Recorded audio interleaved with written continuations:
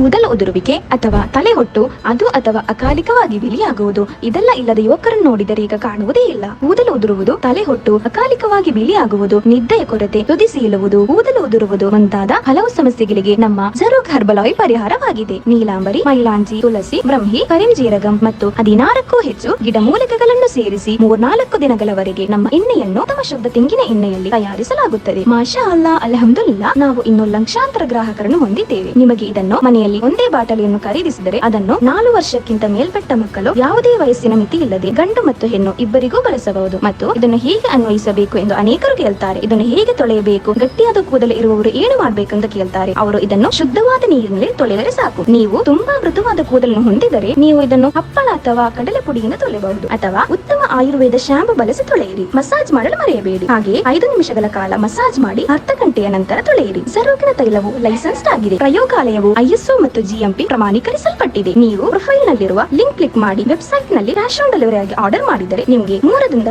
7 ದಿವಸಗಳಿಗೆ product ಕೈಗೆ ಸಿಗ್ತದೆ. ಅಥವಾ ಕೆಳಗೆ ಕೊಟ್ಟಿದ್ದ ವಾಟ್ಸ್ಆಪ್ ನಂಬರ್ ಅಲ್ಲಿ ಕೂಡ ಆರ್ಡರ್ ಮಾಡಬಹುದು.